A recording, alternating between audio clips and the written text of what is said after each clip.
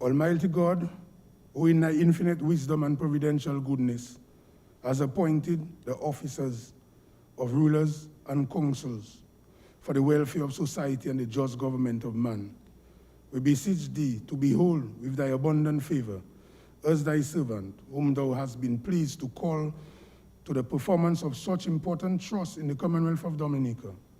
Let thy blessing descend upon us here in this Parliament assembled, and grant that we may, as in thy presence, treat and consider all matters that shall come under our deliberation in so just and faithful a manner as to promote thy honor and glory, and to advance the good of those whose interests thou hast committed to our charge, all which we ask in the name and for the sake of our Lord and Savior, Jesus Christ. Amen.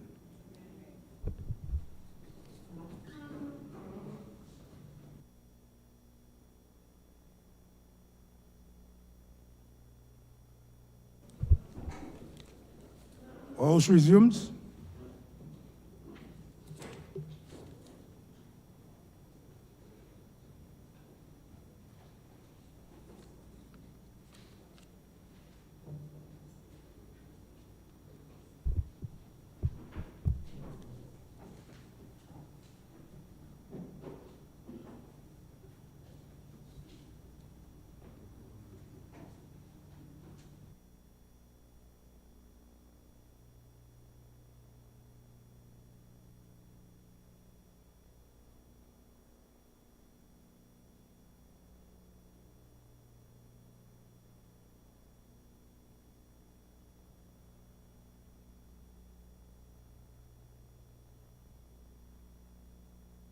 The leader of the opposition be granted the same time taken by the leader of the House, the Prime Minister, to respond.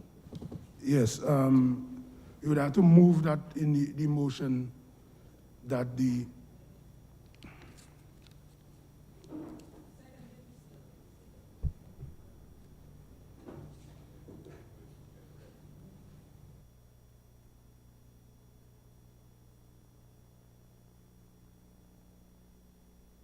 it has been moved and seconded that the Honorable Lennox Linton, Leader of Opposition, be given equal time to the Honorable Prime Minister to respond to the budget. From my time in yesterday, the Honorable Prime Minister started at 11:09 and finished at 1:37. So you can proceed. Let me just give you the exact time there.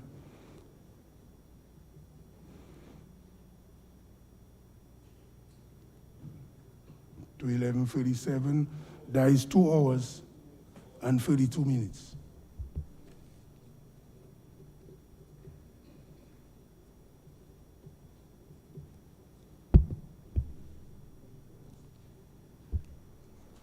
Yes, you need to press yes.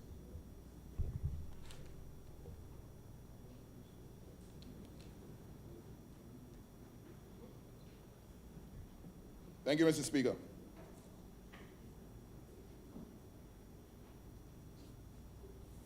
Honorable Linton, one minute, 1 second.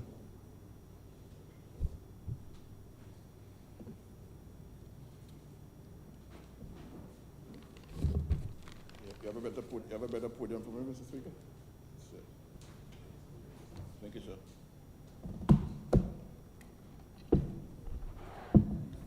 Thank you, sir.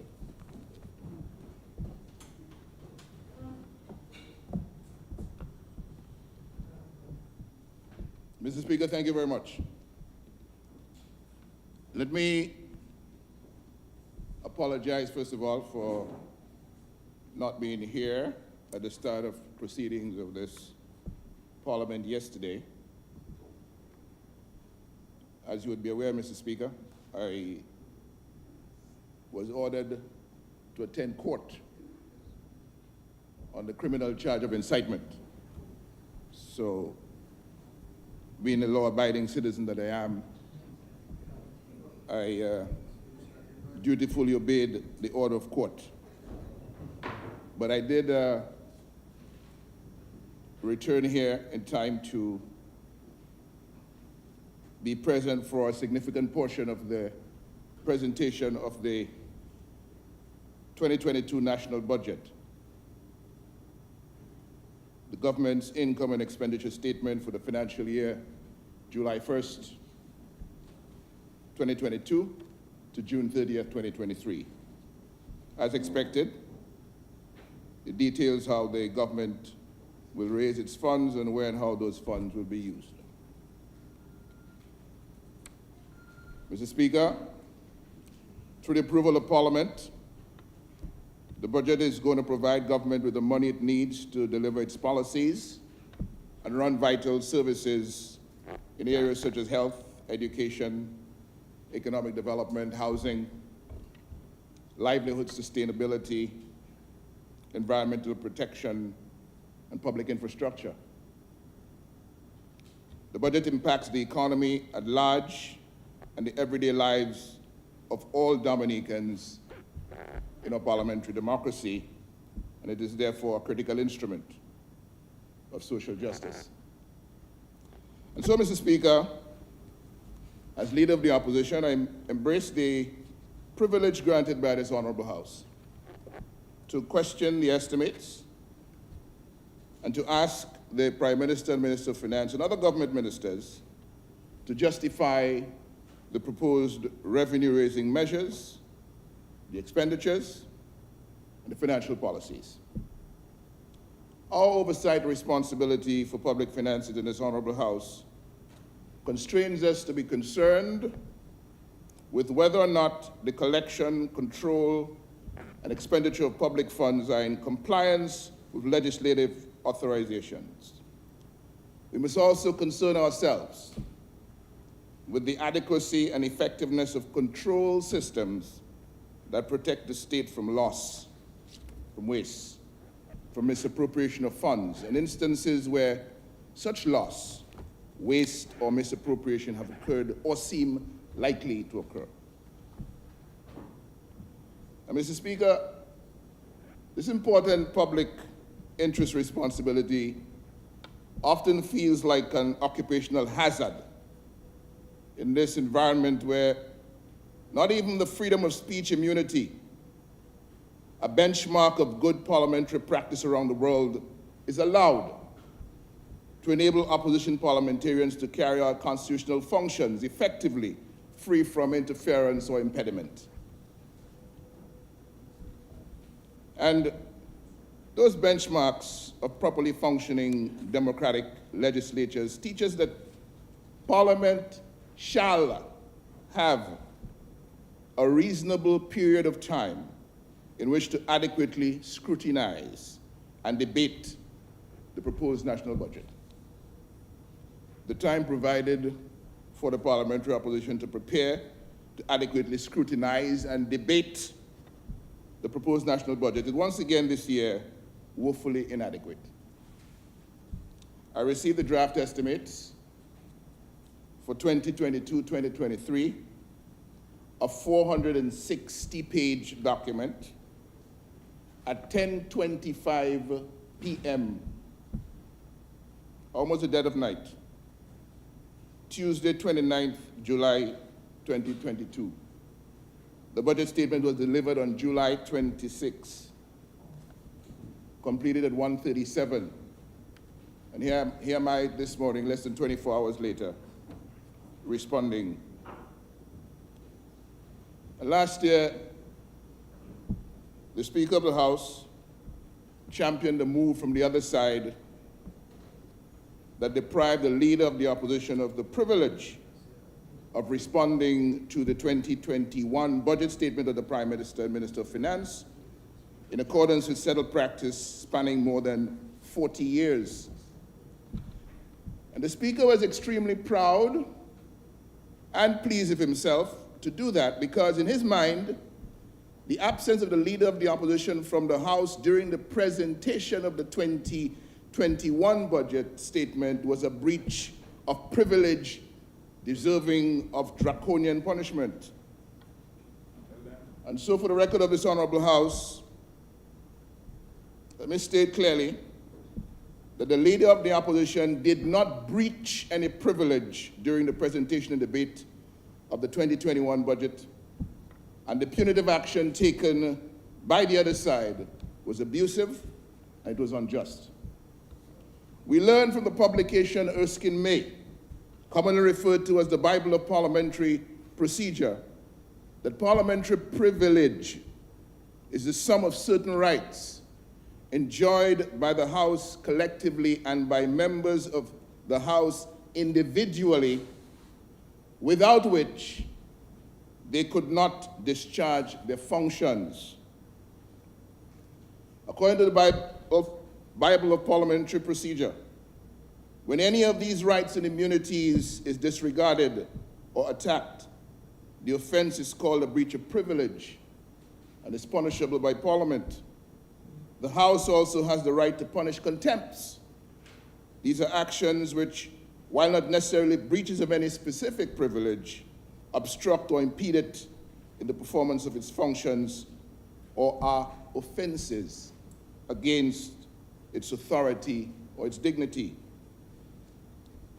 Mr. Speaker, in general, the House exercises its jurisdiction to punish in any event as sparingly as possible, and only when satisfied that to do so is essential in order to provide reasonable protection for the House, its members, or its officers from such improper obstruction of their respective functions. Categorically, Mr. Speaker, no right enjoyed by the House collectively and or by members of the House individually to allow for the effective discharge of their functions was disregarded or attacked by the opposition leader's absence from the chamber of the House during the presentation of the 2021 budget statement by the Minister of Finance. The opposition leader's absence from the chamber of the House during the presentation of the 2021 budget statement by the Minister of Finance did not obstruct, did not impede the House in the performance of its functions. The opposition leader's absence from the chamber of the House during the presentation of the 2021 budget statement by the Minister of Finance did not offend the authority or the dignity of the House. The opposition leader's absence from the chamber of the House during the presentation of the 2021-2022 budget statement by the Minister of Finance was therefore not a breach of privilege. It was not a contempt of the House. There was no improper obstruction or threat of obstruction likely to cause substantial interference with the performance of the House and its members. Accordingly, there was no need to invoke the penal jurisdiction of the House against a member whose conduct was impugned, unjustly impugned, simply for being absent from the House during the presentation of the 2021 budget statement. And using the misunderstanding of parliamentary privilege as a weapon of oppression against the parliamentary opposition is not justice and has no place in parliamentary conduct and procedure. In the immortal words of Shakespeare's Julius Caesar, "O judgment, thou art fled to brutish beasts, and men have lost their reason." In such partisan pettiness and vindictiveness, we undermine the collective responsibility shared by members of this Parliament for comprehensive scrutiny of government's administration of taxpayers' funds. And so it is that I came here today hoping and praying that good judgment and justice will not flee from the 2022 budget debate in Parliament, and that balance, harmony, and reciprocity will not elude us to the ends of justice. Mr. Speaker, I note that the reports of the Director of Audit for the fiscal years June 30th, 2020, the years ended June 30th, 2020, and June 30th, 2021, have been presented to the sitting of Parliament. This significant reduction of the backlog in the presentation of this important annual report represents a remarkable achievement by the Office of Director of Audit. It will greatly facilitate the exercise of responsible government in the control of the public purse. Parliament has given the Public Accounts Committee the responsibility to hold government accountable for the management of the public purse, a task which must be accomplished if the parliamentary system is to be meaningful and effective. Unfortunately, the responsibility given to the Public Accounts Committee carries no enabling authority to control the outcome of the accountability process. During the third session of this 10th Parliament, following its examination of reports of the Director of Audit and the Public Accounts for the fiscal years ending June 30th, 2018 and June 30th, 2019, the Public Accounts Committee requested a hearing with the Financial Secretary. The request clearly outlined 6 areas for review pertaining to the accounting responsibility of the Financial Secretary in the management of public finances. At the hearing on April 27th, 2022, the Public Accounts Committee did not receive satisfactory responses to queries on the collection and spending of public funds. Honorable Member, I have not seen the relevance of this to the budget address for this financial period. I am coming to that. I'm coming to that. And again, if you are going to speak on behalf of the Public Accounts Committee, you are putting me in a precarious situation where I'm not sure what you're going to say, because you are now actually going to talk about an officer, and I have to protect the officer because I'm not sure what you're going to say. Mr. No, I would ask Mr. you. Mr. Speaker. Yes.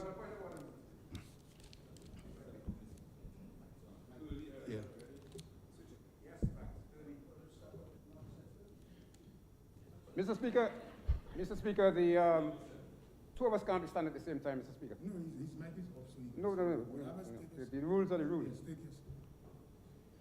Mr. Speaker, Mr.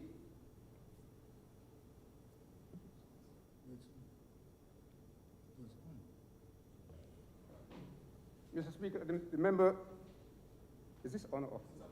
Right. The member was just addressing the House, and you, Mr. Speaker, were making certain points which are valid. But I think the simple point is that the address that the honourable member was seeking to make at this point in time is a matter in relation to a select committee, the Public Accounts Select Committee.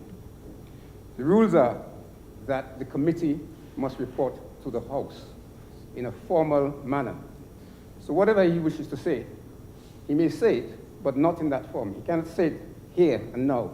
It must be said as a report from the committee to the House. It cannot be said as part of a contribution to a debate.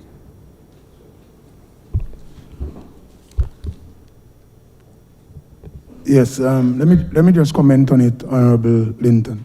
I've said before, in regards to reports, for example, the auditor's report, the Standing Orders Committee report, any report, it has to be distilled at the committee stage before it is brought to the committee of the whole House.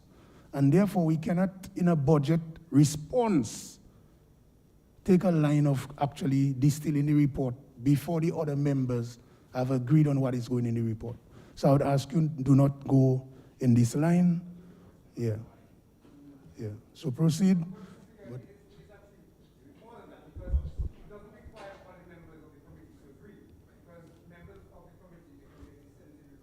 no, that's why your mic is off. But that's why I said, touch. Yeah, hold on one sec. Just leave it green. I'm just seeking to make the point that even if the rest of the committee had a different view to that which the member, for example, would wish to put forward, he would still be able to do so within the process that is provided for. It would simply be a minority Yes, but I'm agreeing with you, but I'm saying that, but everyone in the committee would know what the report has in it. And that's my point.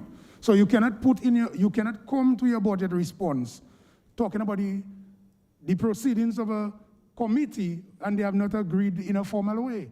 So I would ask you to not to go in this direction. So proceed, but do not go in this direction.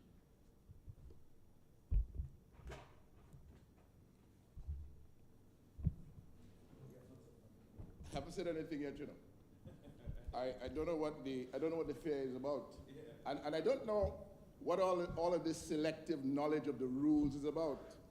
We sat down yesterday in this house, in this honorable house, and we violated Standing Order 73, subsection 73. We violated it, right? We openly violated it. Are you standing on a point of order? Because I would prefer you continue. Mr. Speaker, I am. Yes. Are you standing on a point of order? I'm exercising the immunity granted to parliamentarians around the world of free speech. Yes, but I have no problem with this. I'm asking you, are you standing on a point of order, or are you going to proceed? I'm standing on point of order. This is my time. I am on the floor. Because you have the book in your hand, the standing order, the book is in your hand, so I'm asking you. Mr. Speaker, I can have the standing order book in my hand at any time. You're going to dictate. So proceed. Is that what's going to happen for the rest of the morning? No, I'm asking you to proceed because I do not want to impede your momentum. Standing Order 73. Standing Order 73 says, in the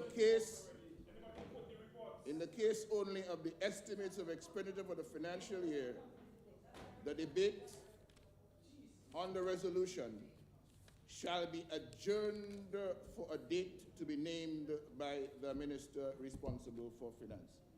ENW is the minister responsible for finance now. All right, let's proceed. Proceed. Yeah, proceed. So,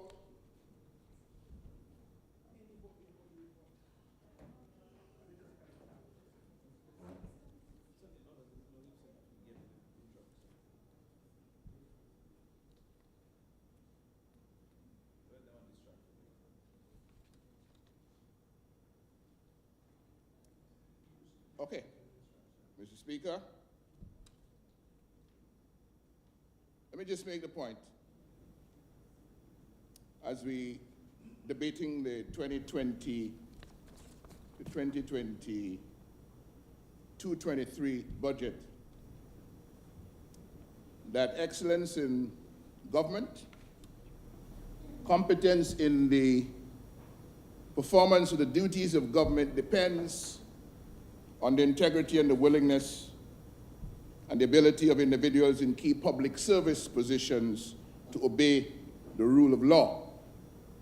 In the absence of such capacity, capability, and commitment, the system of public service delivery of the fruits of good, just, righteous development of the people for the people is subverted and broken, making it impossible to root out the illegalities and irregularities that trigger destruction. Our nature Isle of Beauty, or Isle of Splendor, is blessed to be a better country than that.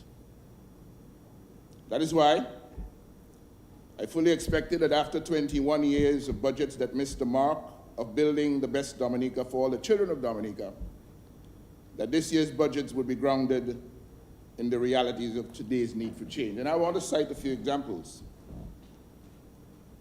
Example number one is electoral reform.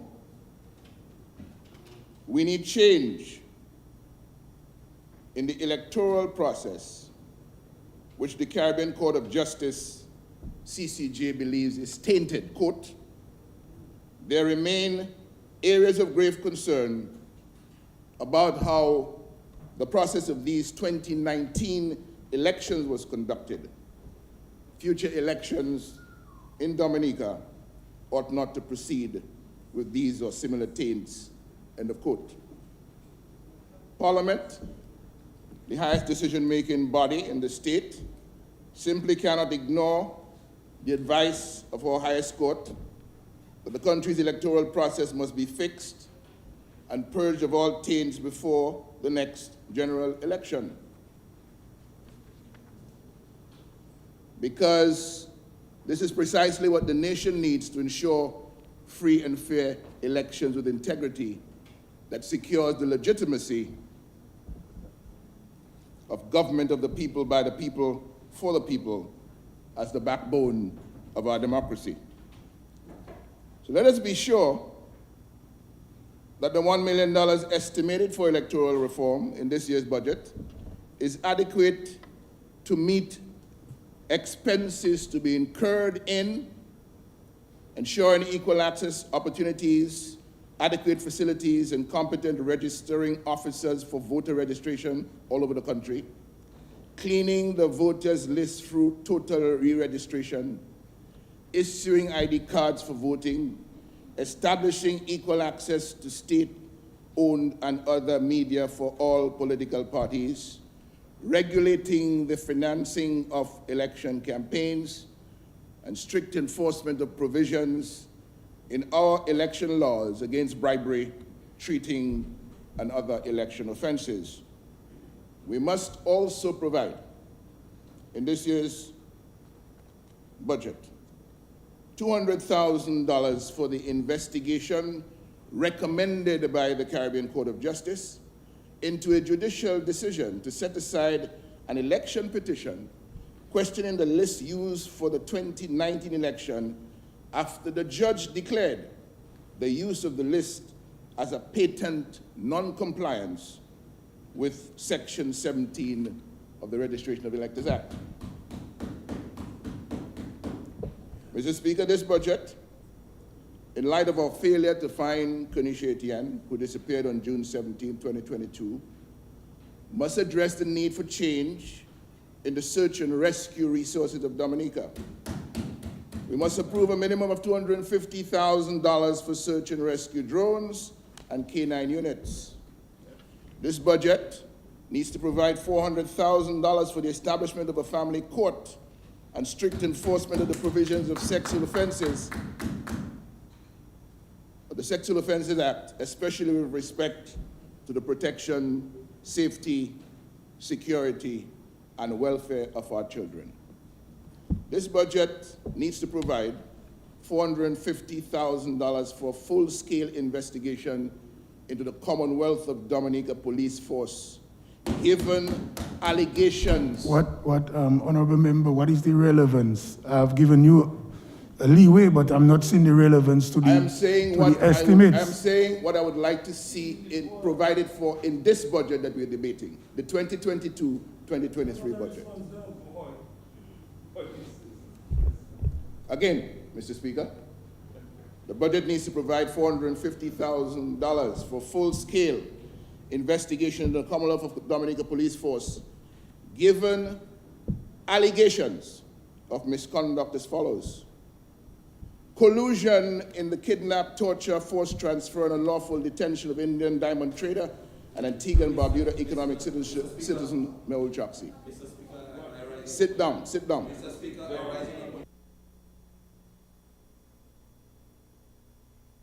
Yes, both mics are off. So I'm asking both members to take their seat. Honorable Douglas, stand on the point of order.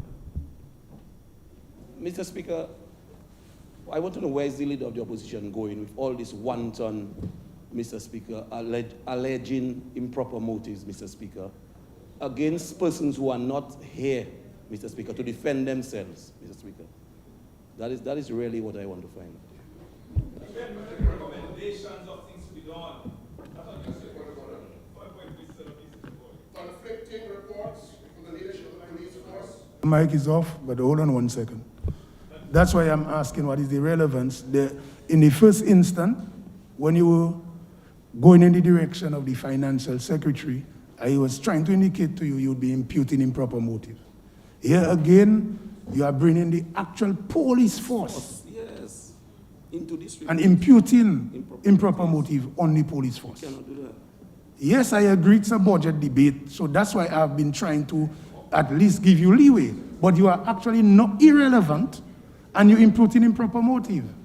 What should I do in a situation like this?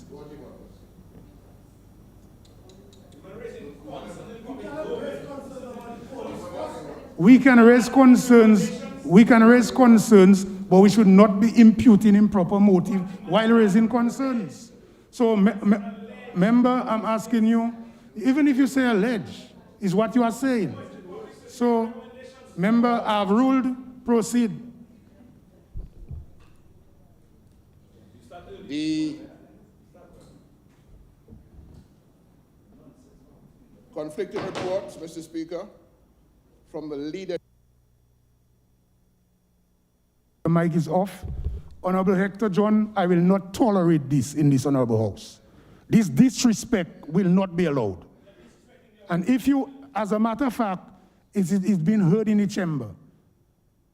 And if you try to do this again, showing disrespect to the chair and the honorable house, we'll have to ask you to leave this house. Again, proceed, Honorable Lennox Linton. Your member is disturbing you and distracting the house.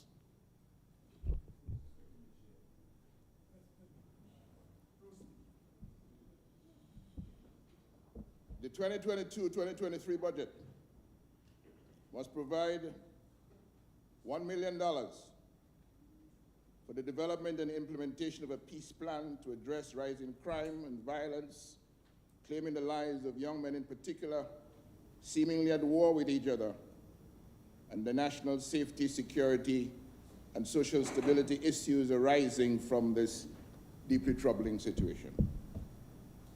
The 2022-2023 budget must provide $300,000 to deal with what the chief of police has described as threats to national security, and others have referred to as racketeering, organized crime in the Ministry of National Security.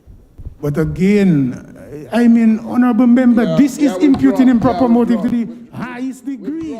Withdrawn. The United Workers' Party, Mr. Speaker, brings a renewed commitment to the processes, systems, parameters, and design responsibilities of national development.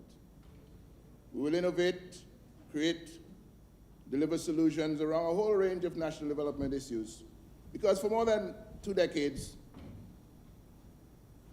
the national budgets of this administration have focused on designing and upgrading tools that build dependency, deepen poverty, and dumb down the native population to secure longevity in public office. Citizens of Dominica, the urgent priority of now is to diligently question the sources of our national development problems and design policies and programs for human development results. Let us dig up the history of the past 20 years, and let us face up to the painful legacies of those 2 decades that loom large as the big stone in the road, the go wash, Ashimea. In this budget cycle, Mr. Speaker, the Cabinet of Ministers is seeking to give legitimacy to a budget plan which excludes large amount of state revenues derived from the sale of passports. They're once again trying to normalize the unconstitutional existence of 2 treasuries, one de jure, one de facto, 2 sources of national income spending. That clearly is imputed in proper motive, Mr. Speaker. And the issue of 2 treasuries is further strengthens my point that the statement made by the leader of the opposition is imputed in proper motives, and it should be asked to withdraw it. I've been very patient this morning, Mr. I've been asked to behave, and I ready Honorable Minister, I agree with you, and that's what I've been doing, being very patient, and I don't know if it's deliberate in regards to imputing improper motive. I'm asking you to withdraw this again, so you can proceed.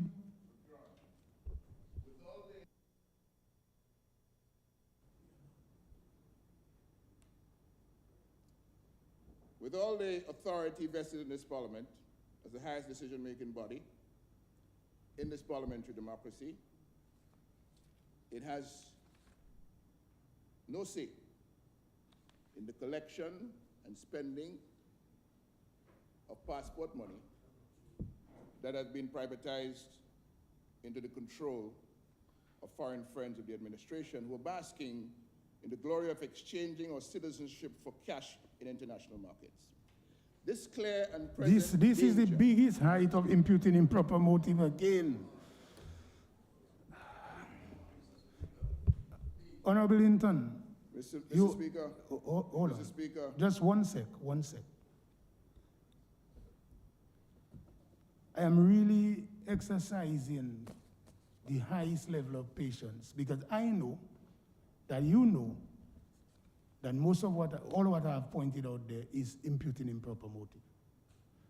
Now, when you have ruled before, and I said, as members of parliament, we cannot say our state is selling passport. You did that again. Now you are actually saying now, people in the public is actually peddling passport for cash. I mean, if this is not imputing improper motive, what is it? I'm trying my best because I really honestly, I think for us to have a healthy democracy, we need to have different ideas and different views. So that's why I'm not asking you to take your seat, because I honestly want you to debate the matter with relevance and not imputing improper motive.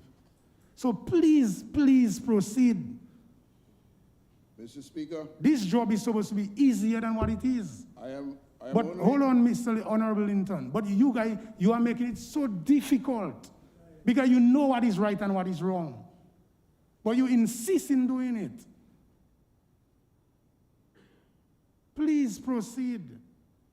But again, be minded of the relevance and the imputing improper motive. You know better than this. All I'm interested in is us obeying the constitutional rule of law and having all of Dominica's income in a single consolidated fund where it is collected and from where it is spent for the people's business through the formal budget cycle subject to parliamentary oversight.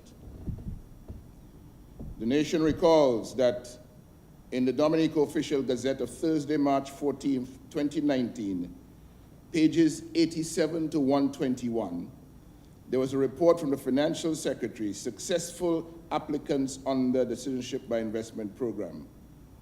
All of 3,961 of them for the period August 2018 to December 2018, 5 of the first 6 months of the financial year 2018-2019. That disclosure, you'll recall, Mr. Speaker, raised red flags about the apparent shortfalls in CBI revenues reported for 2018-2019. There has been no such disclosure in the Gazette since. Why? The Finance Minister promised answers to the $1.2 billion discrepancy in the 2018-2019 CBI revenue numbers. And while we wait for the answers to that, according to the Prime Minister, while we wait for answers that, according to the Prime Minister, will put the leader of the opposition to shame, much more is coming to light about Dominica's passport revenues that do not come into the Treasury of Dominica. Mr. Speaker, the price of a certificate of naturalization, the amount of money that has to be paid for a certificate of naturalization is $679.23. EC, $250 US. Every person getting Dominican citizenship, whether they apply individually or whether they apply as part of a family, whether they apply under the Economic Diversification Fund option, whether they apply under the Special Housing option, whether they apply under the Real Estate option, must have a certificate of naturalization for which money is paid. And Mr. Speaker, there is a difference between a statement of fact and truth and an imputation of improper motive. In 2017,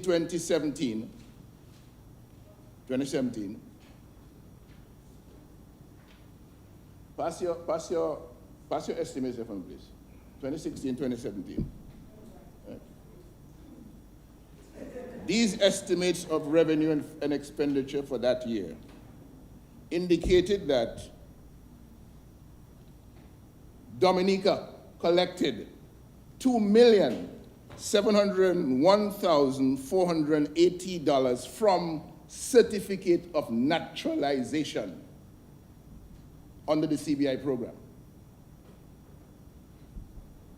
I was asked yesterday, or it was stated yesterday in this house, that I went to the grammar school for a limited period of time, maybe even on Good Friday and Boxing Day. But I was there for long enough to know that if $2,701,480 was received from certificate of naturalization, and the certificate of naturalization fee is $679.23. If I divide the $2,701,480 by $679.23, I will get the number of persons who got citizenship of Dominica. It's as simple as that. And when we use those numbers from the estimates presented to this Honorable House and approved in the past 4 years, we find citizenships issued to 3,977 persons in 2016-2017, 7,906 persons in 2017-2018, 3,386 persons in 2018-2019, and 8,525 persons in 2019-2020, for a total of 23,794 citizens over the period 2016-2017 to 2019-2020. How much money did we get from those citizens? Well, over the period we received $1.2 billion, but when we take the average amount of revenues that the Prime Minister indicated to us in November of 2020 we're receiving from each citizenship, we find it is in the region of $227,572.78. And 23,794 citizens, giving you an average of $227,572.78, means you have revenues of $5.4 billion, from which 1.2 came into the Treasury, leaving a balance that has not come in to Dominica of $4.2 billion.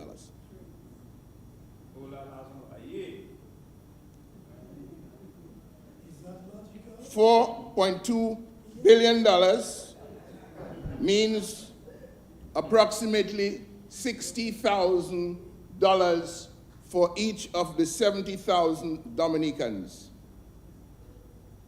The evidence is that it has not reached the Treasury of Dominica yet.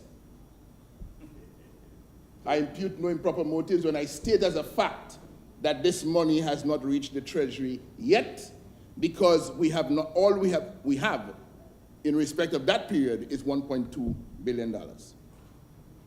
With this $4.2 billion in the Consolidated Fund of Dominica, whenever they decide to bring it, we can dramatically alter the state of our economic affairs. We can build an international airport. We can pay down our public debt with $1 billion contribution in this financial year. We can provide cost of living relief for $200 million. We can energize the economic engines with $500 million. We can provide a disaster reserve fund of $500 million. And we can create a sovereign wealth fund of $1 billion. That's what we want to see happen in Dominica. That's why we question these numbers. That's why we need to be sure that the members on the other side know exactly what they're doing. Mr. Speaker, I said in this Parliament during the budget debate of July 2020 that on or about the 9th of June 2020, the Cabinet of Dominica met and agreed to the rental of a palatial mansion at Mont Daniel from Mercury Properties Development Limited for the accommodation of the Prime Minister. The amount agreed was $32,000 per month, $384,000 per year.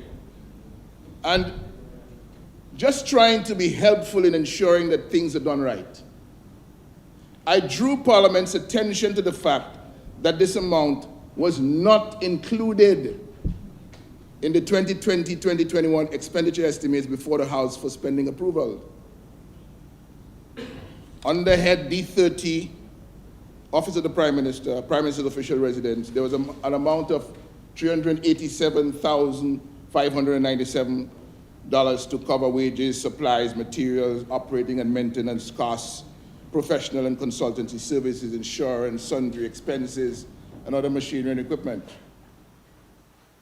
This put the annual cost the state was required to pay for the Mont Daniel property at $771,598 or $64,300 per month. But no request was made for parliamentary approval to spend $32,000 per month on the rental of a residence for the Prime Minister. Indeed, in that year, 2020-2021, there was no line item rental of assets in the expenditure estimates for the Prime Minister's office. That line item surfaced for the first time in the 2021-2022 estimates, where a request was made for approval of $384,000 for rental of assets, understood to mean the Mont Daniel residence. The 2021-2022 estimates confirmed, and this was approved by the majority votes. All of the members of the other side voted for the estimates to be approved. But go back and look at what we approved. It confirms that there was no authorized budget for rental of assets, namely the Prime Minister's residence, in 2020-2021, and therefore no lawful authority to spend any public money for that purpose. On November 29th, 2021, this Honorable House approved the supplementary appropriations for the fiscal year 2020-2021, the same year. There was no supplementary appropriation for the Prime Minister's office in respect of the rental of the Mont Daniel residence or at all. The Prime Minister's office did not feature in the supplementary appropriations that came before this House on November the 29th, 2021. Lo and behold, in the 2022-2023 expenditure estimates now before us, it is stated that there was authorization for and spending of $224,000 on rental assets, meaning the Mont Daniel residence, in 2020-2021. Mr. Speaker, the record of this Parliament is clear that Parliament was not asked to, and therefore never approved, any spending of public money to rent the Mont Daniel palatial mansion for the Prime Minister in 2020-2021. Payment of monies in excess of amounts authorized by Parliament is a violation of Section 45B of the Finance Administration Act, punishable by surcharge of 10% of the annual income of the responsible public officer. How can a whole cabinet of 18 ministers agree among themselves on spending $32,000 a month to rent a residence for the head of cabinet and fail or refuse or just couldn't care to get the required approval of Parliament for the very first year of the lease? What message does that send to public officers required to obey the rule of law in their various roles and responsibilities in the administration of public finances? Mr. Speaker, we don't expect that anyone will be surcharged, according to the provisions of law. But we do expect that before the end of this sitting, there will be a supplementary appropriation to cover the unauthorized spending of $224,000 of public money on the Mondaniel palatial residence of the Prime Minister in 2021-2022, albeit 13 months after the close of that financial year. Against the background of failures like these, the boasts of expertise in handling public finances to the satisfaction of multilateral institutions around the world disappear in painful mockeries of the truth. We need to get it right. We need to do things right. And on this side, we are just trying to be helpful, committed as we are to the ideal of making this Parliament a shining example of integrity in public duty, especially in the stewardship of public finances.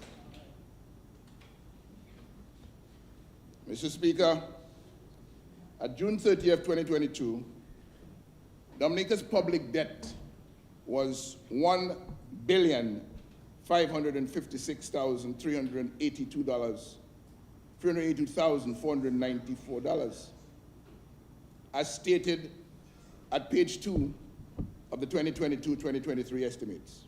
$1,556,382,494.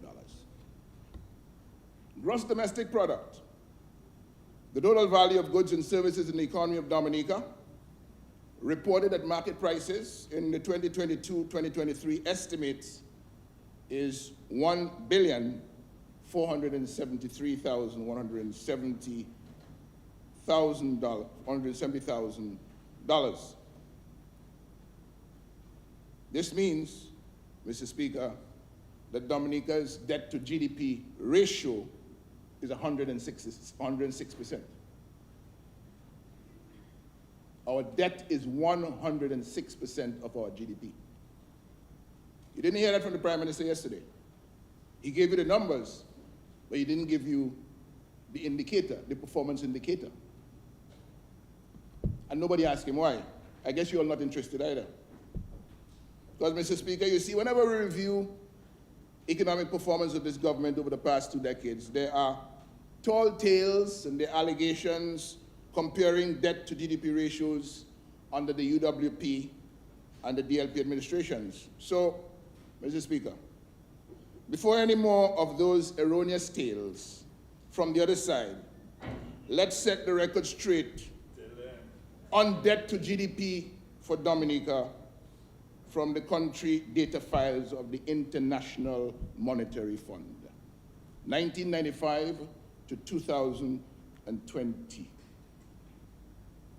Under the UWP, 1995, debt to GDP 57.4%, 1996, 53.7%, 1997, 47.7%, 1998, 56.3%, 1999, 61.8%, an average over the 5 years of 55.4%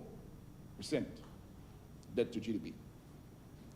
Under the DLP, according to the International Monetary Fund, country data files, 2000, 68.9%, 2001, 98.5%, 2002, 97.9%, 2003, 94.9%, 2004, 86.2%, 2005, 82%, 2006, 77.4%, 2007, 71.8%, 2008, 64.4%, 2009, 62.5%, 2010, 66.8%, 2011, 69.7%, 2012, 73.1%, 2013, 73.9%,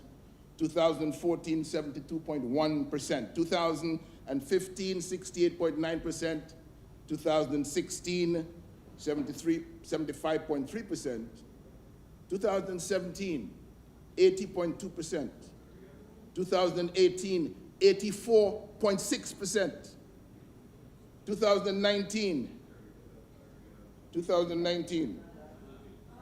94.7%, 2020, 108.7%, 2021, 106%. Debt to GDP. I turn now, Mr. Speaker, to the 2022-2023 estimates. Proposed expenditure, $1,216,395,499, to be met by revenue of $1,133,514,938, which will leave the government with $82,880,561 less income than it needs for its expenses. But how realistic are these proposals presented for the approval of the Parliament? While the main assumptions behind the revenue estimates in particular are unknown, there are some mathematical impossibilities presented by some projections that provoke distrust. According to the IMF Article 4 report issued in February 2022, GDP contracted by 11% in 2020. Quote, the output decline, driven by sharp reduction in tourism and related sectors, was contained by strong growth in the construction sector, stemming from large public investment programs through 2020-2021, financed by exceptionally high revenue from the Citizenship by Investment CBI program. The IMF goes on to say, despite record CBI revenue,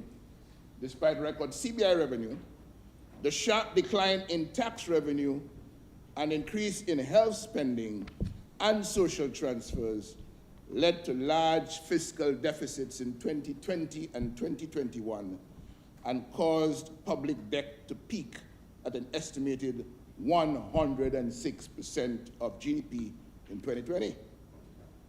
The current account deficit estimate remained high at around 30% of GDP in 2020-2021, owing to the loss of tourism exports and an increase in imports related to higher public investment and commodity prices, despite a decline in private demand for goods, end of quote.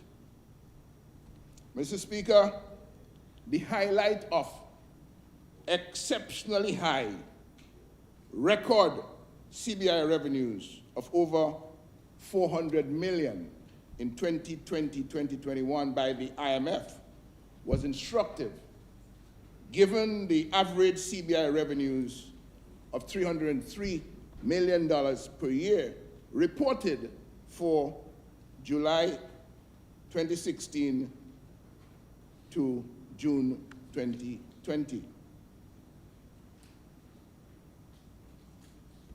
We were in 2016-2020, 2016-2017, 491.2 million. 2017-2018, 305.4 million. 2018-2019, 224.3 million. And 2019-2020, 182.4 million. So then we come to 2020-2021, and we see a remarkable jump to $448 million. But that $448 million that $448 million, is coming from the grant of passports to 531 people. Certificate of naturalization revenue again, 360,796 for the year, 531 persons, but revenues from the CBI of 448 million, which means that in 2020, 2021, this government is saying that they received per citizen under the Citizenship by Investment Program $843,333 per citizen, or $310,403 US. They project for 2020-21 citizenships to 285 persons. But the revenue this time is even higher. $452,690,895, or, do the math, $1,586,955 per citizen. These are not my numbers, you know. These are your numbers. You send the estimates to us, we've read them. And these are the numbers coming from the estimates that the government has presented to this Parliament for consideration.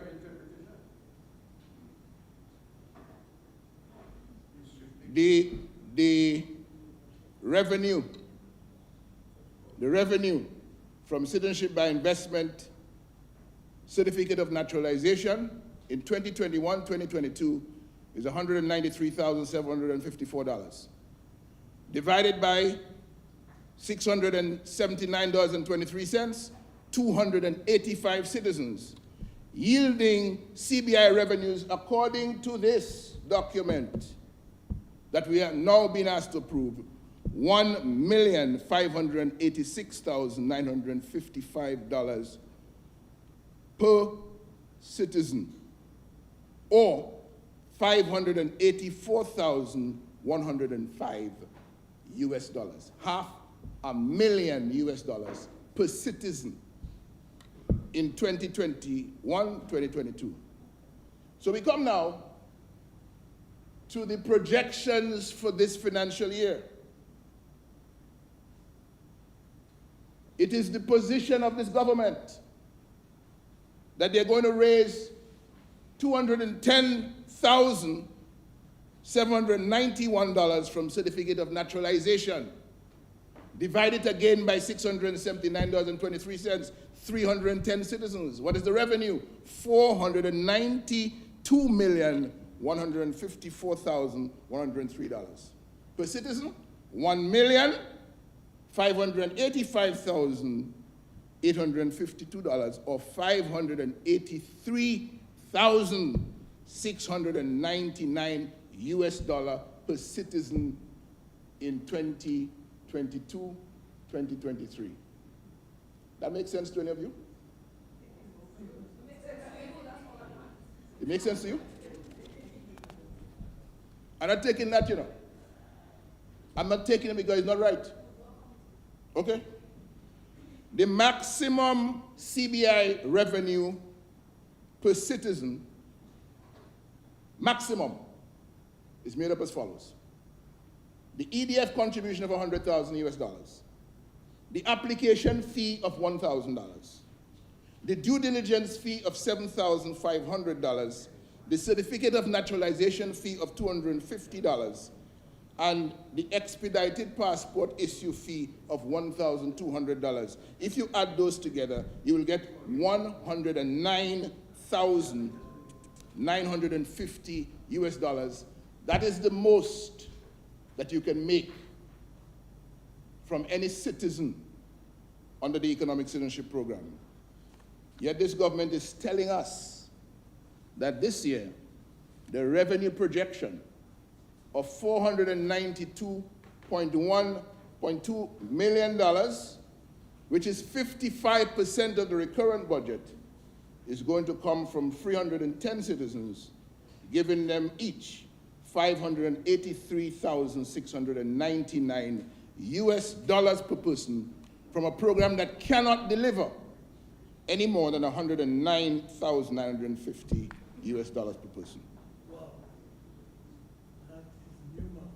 What that means is that you have, without more, because you may have an explanation, you may be able to show us where this extra money is coming from. You may be able to tell us that this money was there all along.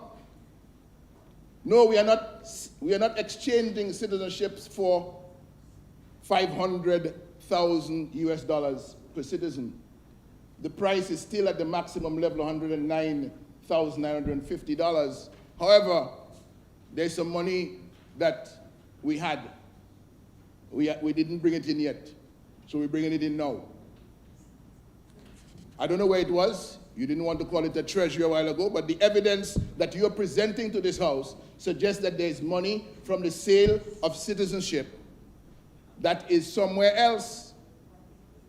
Recurrent revenue, Mr. Speaker, in this budget, $896,206,889. Capital revenue, $237,278,049.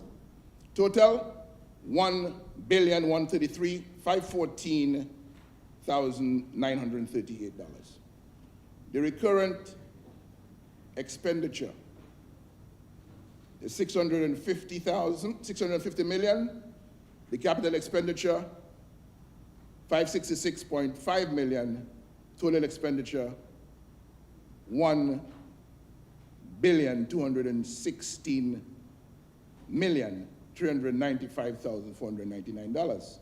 We spoke a while ago of the financing gap of $82,880, $82,880,561.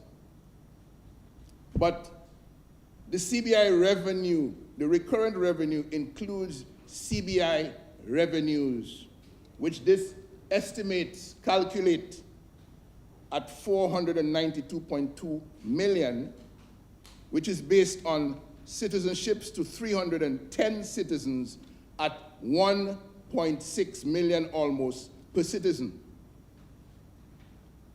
That cannot be used. If there is no explanation for this number, we cannot use it as a projection. We have to correct it down to the maximum amount, even the maximum amount you could get from a citizen, which is $298,723.15. That's the translation from the $109,950 US. It's equivalent to EC $298,723,015.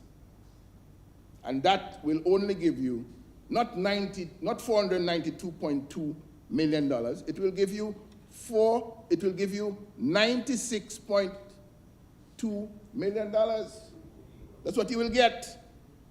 So this honorable House, based on the estimates you have presented, needs to show the House where the remaining $399,549,973 is coming from. Where is it coming from?